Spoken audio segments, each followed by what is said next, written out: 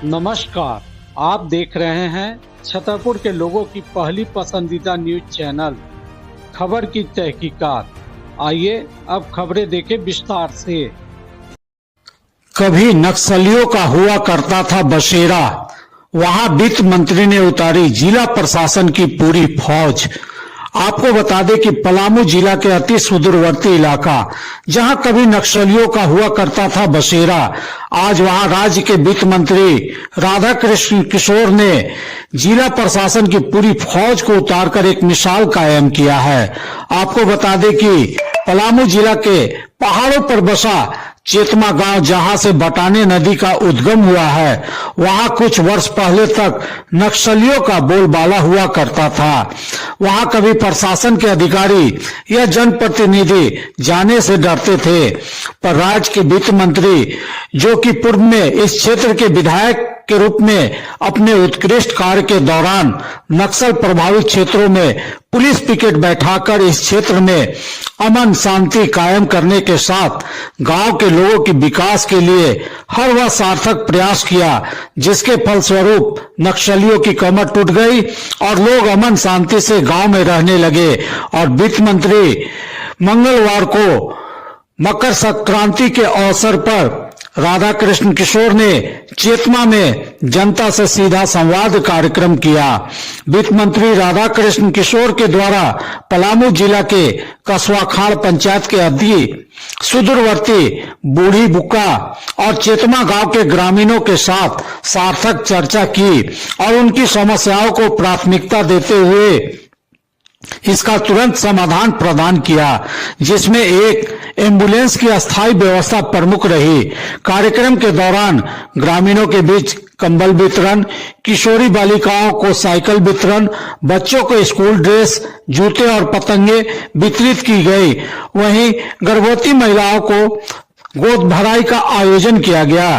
कार्यक्रम का समापन मकर संक्रांति के उत्सव पर ग्रामीणों के साथ चूड़ा दही का आनंद लेकर किया गया। इस अवसर पर सांसद विष्णु दयाल राम, उपायुक्त पलामू शशि रंजन, पलामू पुलिस अधीक्षक रिश्मा रमेशन, उप विकास आयुक्त सबीर अहमद, उप जिला आयुक्त सुलोचना मीना के अलावे प्रशांत किशोर, उदयगढ़ के पूर्व मुखिया राजेंद्र यादव, राजन कुमार सिंह, संतोष यादव, अशोक सोनी, कमलेश यादव, विकास यादव, पन्नू यादव, मुनारिक यादव, राजू पासवान, दीपक पासवान सहित बड़ी संख्या में गांव के लोग मौजूद थे।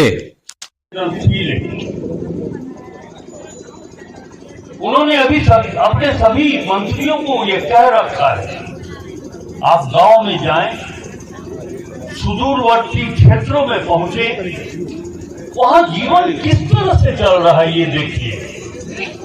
उन्होंने स्पष्ट रूप से ये निर्देश दिया है अपने सरकार के मंत्रियों को कि हेमंत सोरेन जी के नेतृत्व में जो भी योजनाएं चल रही है गरीबी उन्मूलन के लिए, गरीबी खत्म करने के लिए, आपके चेहरे पर हंसी देखने के लिए, आपके आंखों के आंसू को पोंछने के लिए वो योजनाएं आप तक पहुंच रही है कि नहीं पहुंच रही है, आप देखिए। और मैं ये कहना चाहता हूं कि पलामू के इतिहास में ये दूसरा अवसर है कि सांसद, डीसी साहब, एसपी साहब, अनुमंडल पदाधिकारी आज चेतना की धरती पर यहाँ उपस्थित। इसके पहले एक बार शांतनु अग्रहरी जी और मयूर पटेल उस समय पुलिस अधीक्षक हुआ करते थे। हम आपके जनप्रतिनिधि थे, विधायक थे। कई लोगों से ये बातें सामने आती थी कि आज तक कोई जनप्रतिनिधि चेतमा, बूढ़ी बुक्का, तिलैया, तुलसी नहीं पहुंचा है।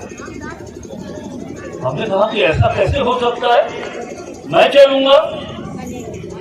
हम अपने राजनीतिक सहयोगियों के साथ पैदल चले, कस्बा खाड़ से और तुलसी घाटी तक हम लोग पैदल चल कर के, और हम अपने अधिकारी गण को ये बताना चाहते हैं कि आज जो इनोवा गाड़ी भी यहाँ पहुँच गई, उस जमाने में मोटरसाइकिल भी नहीं पहुँच पाया था। हैंडपंप लगाने वाली गाड़ी यहाँ तक नहीं आ पाती। यदि आप बीमार पड़ जाए तो कोई किराए की गाड़ी भी यहाँ तक नहीं पहुँच सकती। हमने थाना था, प्रण लिया था और हमने फॉरेस्ट डिपार्टमेंट के वरीय अधिकारियों को कहा कि जब आप चेतना बूढ़ी बुका चिलैया से गांव में लोगों को रहने का अनुमति दे रहे हैं, तो आने जाने का रास्ता भी आपको देना पड़ेगा। दार्जिलिंग में लोग जीवन जी रहे हैं, तो चेतना के लोग भी जीवन जी रहे हैं। ये कैसे हो सकता है कि दार्जिलिंग में जो लोग जीवन जी रहे हैं वो सभी सुविधाओं से परिपूर्ण हैं, और चेतना में जो जीवन जी रहे हैं बुनियादी सुविधाएं भी आप तक उपलब्ध नहीं है। मैं इस अंतर को पाटना चाहता था एक जनप्रतिनिधि होने के नाते, और इसी उद्देश्य से आज सभी जिले के वरीय पदाधिकारी, अधिकारी, प्रखंड के अधिकारी यहाँ उपलब्ध हैं। हमारा उद्देश्य है मानव की सेवा करना, आपके जीवन शैली को और विकसित करना। हमारी बूढ़ी माँ, दादी, हम जानते हैं अच्छी तरह से, डीसी साहब को भी पता है, सांसद जी को भी पता है कि ग्रामीण क्षेत्रों में जो महिलाएं रहती हैं, ये NRHM का रिपोर्ट है, 70% महिलाएं पलामू की खून की कमी से ग्रसित है, बीमारी उनको होती है, और 0 से 5% के जो बच्चे हैं वो कुपोषण के शिकार हैं। कैसे आपके स्वास्थ्य की रक्षा की जाए, ये चिंता जनप्रतिनिधियों को और हेमंत सोरेन की सरकार को है। सबसे पहली प्राथमिकता तो हम सबों की यही है कि हम व्यवस्था को, सिस्टम को कैसे आप तक पहुंचाएं।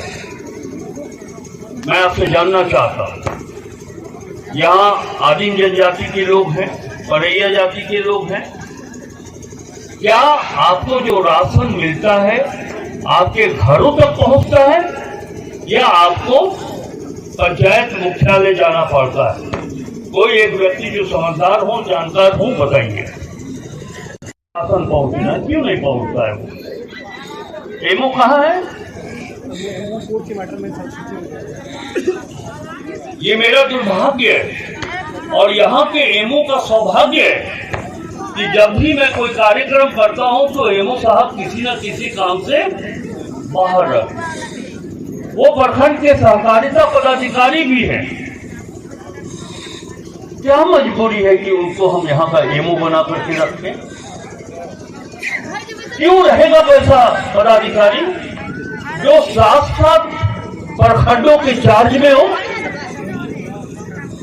और डीसी साहब का वो निर्देश मुझे सुनाई पड़ा कि उसे एमओ को हटाएंगे, दूसरे एमओ जो काम करने वाला एमओ उसको रखेंगे। और इसी उद्देश्य से हमारे डीसी और तमाम प्रशासनिक अधिकारी, सांसद जी यहाँ पर आए हैं कि हेमंत सोरेन और उनकी पत्नी जो विधायिका है कल्पना सोरेन, जानते क्या सोच है?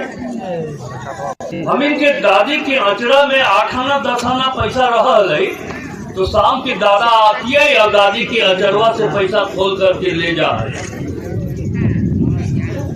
और आज ये मुख्यमंत्री आपको, आपकी बेटी, हमारी बहन, हमारी दीदी को 2500 रुपया प्रत्येक महीना में दे रहे, ताकि कोई पुरुष अचरा खोल करके वो पैसा नहीं निकाले।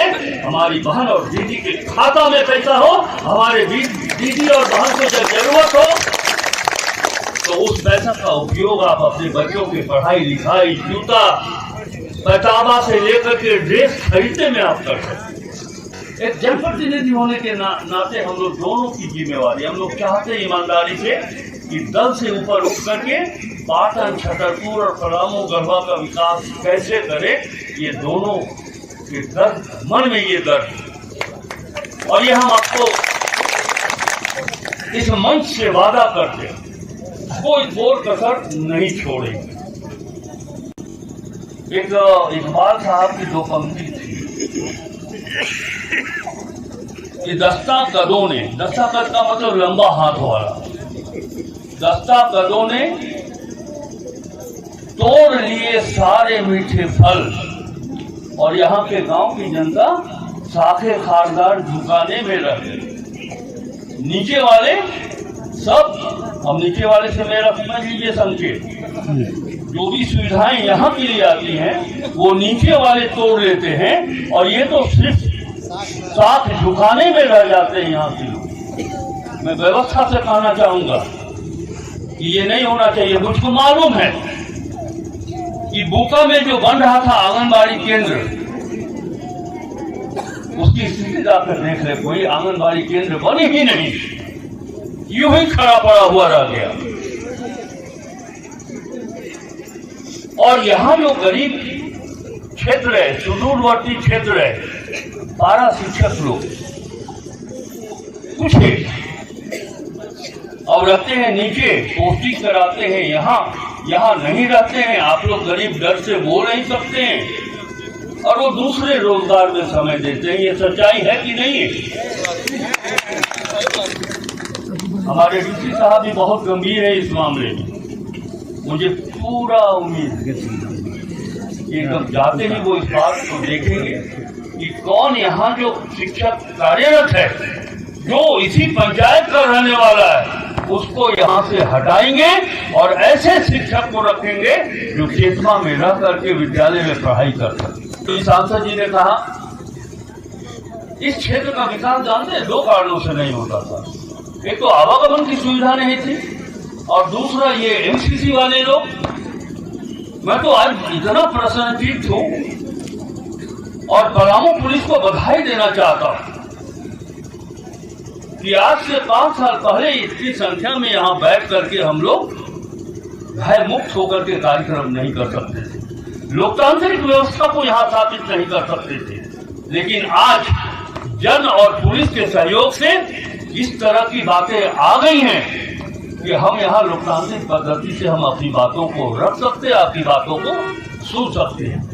सांसद जी की एक बात से हम सहमत थोड़ा नहीं, उग्रवाद की समस्या समाप्त नहीं हुई है, उग्रवाद की समस्या नियंत्रित जरूर हुई है, लेकिन यदि हम अपने लोकतांत्रिक व्यवस्था को कमजोर करेंगे तो वह दिन भी दूर नहीं होगा जब फिर से उग्रवाद हमारे सामने खड़ा हो जाए। सही बात है।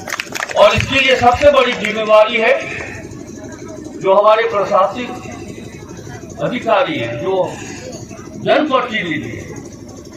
हम आपके प्रति कितना दयावान होते हैं, कितनी भावनात्मक संबंध आपसे रखना चाहते हैं, ये हम लोगों के ऊपर जिम्मेवारी है कि मैं जब तक आपका जनप्रतिनिधि हूँ, मैं भले ही राज्य सरकार का वित्त मंत्री हूँ, लेकिन यहाँ आपके बीच आपके बेटा के रूप में, आपके भाई के रूप में उपस्थित हुआ। और बस एक ही चाहत है, एक ही इलाका नहीं है। इस तरह से पाले, तुर्कुन, कर्मा, चीपो, बदस्तूर जाने का सड़क नहीं। कल डीसी साहब बोल रहे थे कि हम सबों का पहला उद्देश्य होगा वैसे जगहों पर कौआ खार, गुआदाग, जहाँ आने जाने की सुविधा नहीं है, हम लोग वहाँ पहले सड़क पहुँचाएंगे। अब जब सड़क ही नहीं होगी तो हम जानते हैं कि बदस्तूर के चढ़ाई पर, पाले तुर्कुन की चढ़ाई पर कोई चापाकल लगाने वाला गाड़ी भी नहीं पहुँच सकता। ये बात हम आप तक पहुँचाएंगे, आप लोग के लिए करेंगे। एक बात मैं अपने उपायुक्त जी से ये गुजारिश करना चाहूंगा कि जैसा कि हमारी माताओं ने कहा